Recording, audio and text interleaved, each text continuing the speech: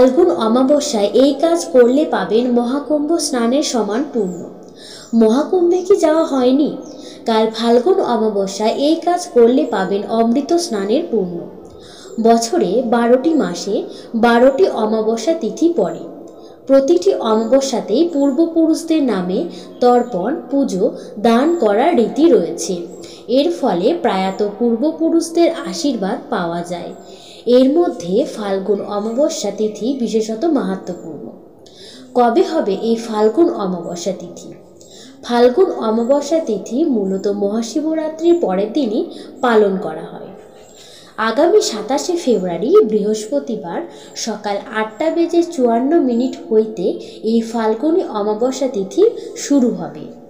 এই তিথি সমাপ্ত হবে 28শে ফেব্রুয়ারি শুক্রবার সকাল 6:14।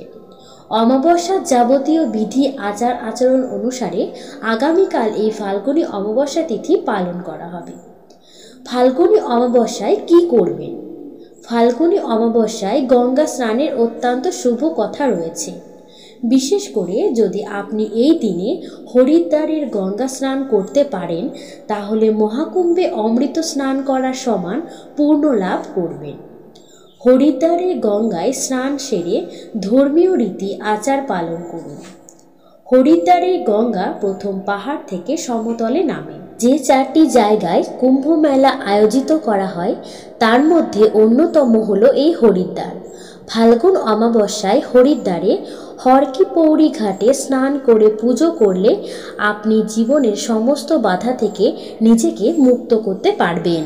তবে ফাল্গুন অমাবস্যায় হরিদ্বারের গঙ্গায় স্নান করা সম্ভব না হলে বাড়ির কাছে গঙ্গা থাকলে সেখানেও স্নান করতে পারেন।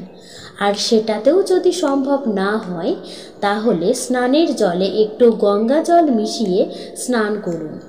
মন থেকে নিজের ইষ্ট দেবতাকে স্মরণ করুন ও দরিদ্রকে যথাসাধ্য সাহায্য করুন। এর ফলে ঈশ্বরের আশীর্বাদ আপনার উপর সারা জীবনের জন্য বর্ষিত হবে। তো আজকের ভিডিও আপনাদের কেমন লাগলো? যদি ভিডিও ভালো লাগে কমেন্টে অবশ্যই জয় মা কালী লিখতে ভুলবেন।